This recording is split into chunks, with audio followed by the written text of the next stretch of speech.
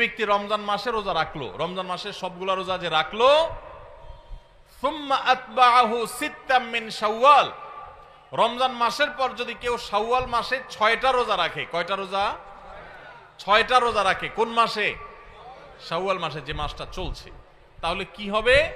কানা কাসিয়ামিদ দাহর, তাহলে সে সারা বছর রোজা রাখার সওয়াব পাবে। আপনি 30টা পাইছেন, 30টা রাখছেন, এক মাস রমজান মাসে সওয়াব পাইছেন। সাথে আর শুধু 6টা প্লাস করলে অফার হলো 12 মাস রোজা রাখলে যে পরিমাণ সওয়াব পাইতেন আপনার অ্যাকাউন্টে আল্লাহ সেই পরিমাণ সওয়াব জমা করে দিবেন।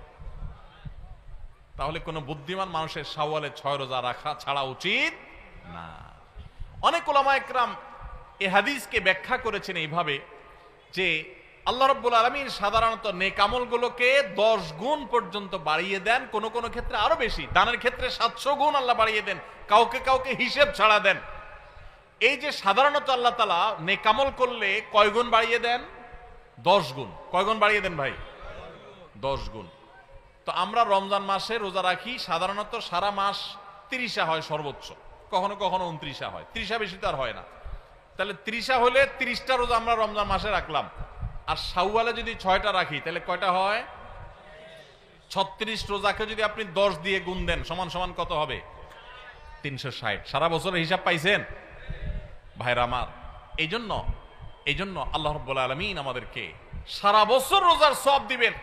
শুধু রমজান রোজা রাখলে সারা বছর রোজার সওয়াব পাবেন না। রমজানে 30টা রাখতে পারছেন, সাথে আর শুধুমাত্র 6টা যদি প্লাস করতে পারেন এই মাসে, শাওয়াল মাসে, তাহলে এই 6টার কারণে ওই 30টা আর 6টা সব মিলিয়ে আপনি সারা বছর রোজা সওয়াব পেয়ে যাবেন ইনশাআল্লাহ। চেষ্টা করা যাবে না ইনশাআল্লাহ? আল্লাহ আমাদের সবাইকে তৌফিক দান করুন।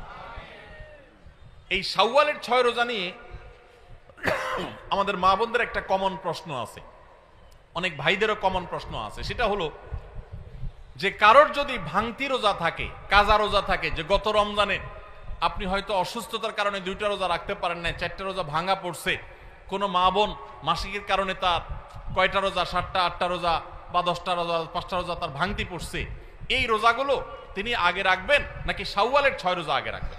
এটা হলো প্রশ্ন। এই প্রশ্নের উত্তর হলো অবশ্যই রমজানের রোজাগুলো আগে রেখে তারপরে শাওয়ালের 6 রোজা রাখতে পারলে বেশি উত্তম।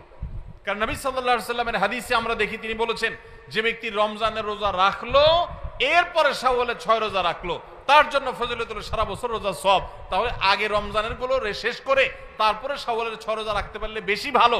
কিন্তু যদি কোনো মা বোন বা কোনো ভাই তার মনে হয় যে না, ভাঙতি রোজাগুলো রেখে তারপরে আবার শাওয়ালের 6 রোজা রাখা আমার জন্য কঠিন হবে, গড়ে 10-15টা রোজা রাখতে এক মাসে আমার জন্য চাপ হয়ে যাবে, তাহলে যে কোনো একটা অপশন যদি বেছে নিতে হয় তাহলে আমি বলবো অবশ্যই আপনি শাওয়ালের 6 রোজা, যেহেতু শাওয়ালের পরে আর প্রযোজ্য হবে না, এর সব শাওয়ালের পরে আর পাবেন না, এজন্য শাওয়ালের গুলো আগে রেখে ফেলেন এবং কাজাগুলো যদি পরে রাখেন ইনশাআল্লাহ আপনি পরিপূর্ণ সওয়াব পেয়ে যাবেন। তবে আগে যদি রমজানগুলো শেষ করতে পারেন সেটা বেশি উত্তম, সেটা বলাই বাহুল্য। তাহলে শাওয়ালের 6 রোজা রাখবো তো ইনশাআল্লাহ। আপনার যেদিন সুবিধা হয় সেদিন রাখেন, এক নাগাড়ে রাখা জরুরি না। শাওয়ালের 6 রোজা রাখা এটা নিয়ম হলো সারা মাসের ভিতরে রাখলেই হবে, শাওয়াল মাস শেষ আর হবে না, শাওয়ালের ভিতরে 6টা রোজা রাখে শেষ করতে হবে। এই জন্য আপনি ধারাবাহিক টানা রাখতে হবে এমন কোনো কথা নেই। আপনি আজকে একটা রাখেন, আবার 5 দিন গ্যাপ দিয়ে একটা রাখেন, আপনার একটু কাজের চাপ যেদিন কম সেদিন রাখেন, আপনার যেদিন সুবিধা হয় সেদিন রাখেন, বদ্ধের দিন ধরে ধরে ধরে রাখেন, তাহলে আপনি যে কোনোভাবে 6টা রোজা রাখলেই হবে। সবাই চেষ্টা করবো না ইনশাআল্লাহ?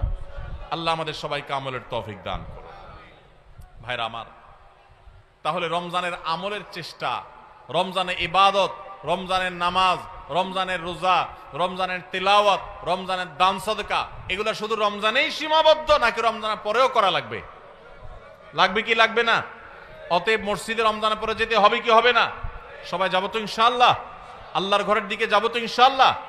আপনার লাভ, আল্লাহর কোনো ঠেকা নাই ভাই। দেখতে দেখতে জীবনটা শেষ হয়ে যাবে, মালাকুল মউত হাজির হবে, চলে যেতে হবে, আপনি নিজের আমল নিয়ে যাবেন, আপনার কল্যাণ হবে। সবাই করবো তো ইনশাআল্লাহ? আল্লাহ আমাদের সবাইকে আমলের তৌফিক দান করুন। ভাইরা আমার, রমজানে আমরা যে নেক আমল করছি টুকটাক, 30টা রোজা রাখছেন বেশিরভাগ মানুষ মাশাআল্লাহ, তারাবির নামাজ পড়ছেন, কোরআনে কারিম একটু একটু করে যতটুক পারছেন, কেউ 1 খতম, কেউ 2 খতম, যে যদ্দুর পারছেন, কেউ 1 খতম না পারলেও যদ্দুর পারছেন তেলাওয়াত করছেন, আলহামদুলিল্লাহ। অনেকে দান সাদাকা করছেন, সবে কদর ইবাদতের জন্য চেষ্টা করছেন। এই যে রমজানে আমলের চেষ্টা আমরা করেছি, এই আমলগুলো আল্লাহর কাছে কবুল হয়েছে কি হয় নাই এটা বুঝার একটা উপায় আছে, আলামত আছে, নিশ্চিত কোনো উপায় নাই। কারণ আমল কবুল করা না করা কার এখতিয়ার? আল্লাহর এখতিয়ার। শতভাগ পারফেক্টনেস আপনি এনেছেন আপনার কাছে মনে হচ্ছে, তারপরও কোনো ত্রুটি থাকতে পারে যেটা কারণে আল্লাহ তাআলা বললেন না আমি তোমার এটা অ্যাকসেপ্ট করলাম না, সে এখতিয়ার আল্লাহর আছে। কিন্তু আমরা যে নেক আমলগুলো করি এগুলো সম্পর্কে ওলামায়ে কেরাম অনেক সালাফ, ইসলামের ইতিহাসের সোনালী যুগের স্বর্ণ মানবগণ, পূর্বসূরীগণ আমাদের, তাদের উক্তি আছে যে কোন কোন আমলের কবুল হওয়ার ব্যাপারে পূর্বাভাস, আলামত এটা জানা যায়। আলামত দেখে সুধারণা করা যায়, নিশ্চিত কোনো গ্যারান্টি নেই কবুল হয়েছে কিনা বলার সুযোগ নেই, তবে অনুমান করা যায়, ধারণা করা যায় যে হয়তো আল্লাহ কবুল করেছেন। তাহলে রমজানে আমাদের আমল ইবাদত কবুল হয়েছে কি হয় নাই সেটা বুঝার যে আলামতটা, সেটা কি বলে দিব আপনাদেরকে?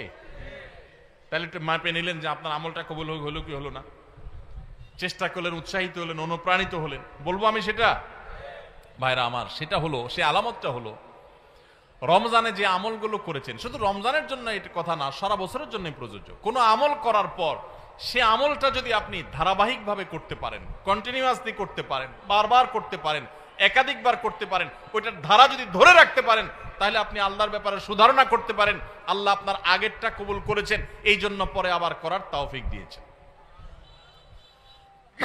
আল্লাহর কাছে আমল এবং ইবাদতের কবুলের একটা ছোট্ট আলামত এটা, যে আল্লাহ তাআলা রমজানে আপনি ফরজ রোজা রেখেছেন, রমজানের পরে শাওয়ালের 6 রোজা রাখার তৌফিক হয়েছে, সোমবার বৃহস্পতিবার রোজা মাঝে মাঝে রাখার তৌফিক হয়, চাঁদের 13, 14, 15 রোজা রাখার তৌফিক হয় মাশাআল্লাহ। তাহলে আপনি সুধারণা করতে পারেন আমার রমজান রোজা আল্লাহ কবুল করেছেন, সম্ভবত, নিশ্চিত না, হয়তো আল্লাহ কবুল করেছেন, সেজন্য আমাকে ওইটা আবার নতুন করে করার তৌফিক দিয়েছেন।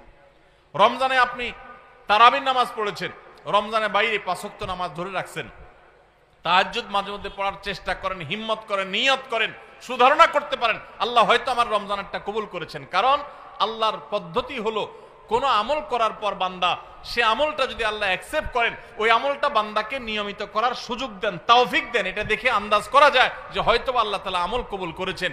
আর রমজানের আমল রমজানেই শেষ, একেবারে প্যাক করে ফেলছেন, আর আমলের ধারে কাছে যান নাই, তাহলে লক্ষণ খারাপ। আপনার আমল কবুল হয়েছে কিনা গ্যারান্টি কেউ দিতে পারবে না, হয়তো কবুল হয়ে গেছে, কিন্তু এখানে লক্ষণ খারাপ। আপনার টেনশনের কারণ আছে যে আমি কেন আর আমলগুলো করতে পারছি না, তাহলে কি আমার আমলগুলো আল্লাহ কবুল করেন নাই? ভাইরা আমার, এটাকে আমি একটা উপমার সাথে দিয়ে একটু বোঝানোর চেষ্টা করি। উপমাটা হলো হালখাতা। আপনাদের এলাকায় হালখাতা আসেনি? এখন আগের মতো এত ব্যাপক হালখাতা সিস্টেম নাই। আমরা আমাদের শৈশবে দেখছি প্রত্যেক দোকানে দোকানে হালখাতা আছিল। তো হালখাতার সিস্টেম হলো যে বছরে একদিন হালখাতা হয়, সাধারণত পয়লা বৈশাখে হালখাতা হতো। এখন হালখাতা না, এখন পান্তা ইলিশ। হালখাতার জায়গা দখল করে ফেলছে কিসে? পান্তা ইলিশে। হালখাতা ছিল গ্রাম বাংলার ঐতিহ্য, সেটা চলে যায় ওই জায়গায় ঢুকছে কি? পান্তা ইলিশ।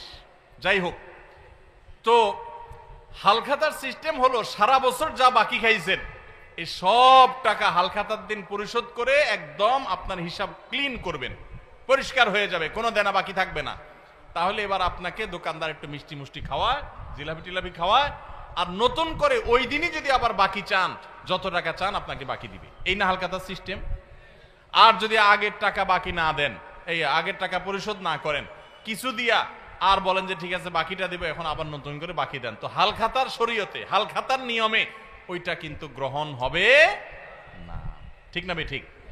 ঠিক একই ভাবে আল্লাহ রাব্বুল আলামিন বান্দাকে কোনো আমল করার তৌফিক দেওয়ার পর যদি সে আমলটা আবারও করার তৌফিক দেন, তাহলে বুঝতে হবে আগেরটা আল্লাহ তাআলা অ্যাকসেপ্ট করছেন, কবুল করছেন।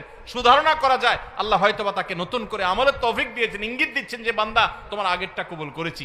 এই জন্য ভাইরা, রমজানের কোরআন তেলাওয়াত রমজানে মতো এত বেশি পারেন না, 1 পারা পারেন না, 2 পারা পারেন না, আধা পৃষ্ঠা পড়েন, 1 পৃষ্ঠা পড়েন। এই যে নিয়মিত পড়তেছেন, এটা যদি চেষ্টা করেন আর ধরে রাখতে পারেন, তাহলে সুধারণা করতে পারেন হয়তো আপনার রমজানের আমল, রমজানের তেলাওয়াত আল্লাহ কবুল করেছেন। আমরা রমজানের আমলগুলো রমজানের পরে করার চেষ্টা করব তো ইনশাআল্লাহ। আল্লাহ আমাদের সবাইকে আমলের তৌফিক দান করুন।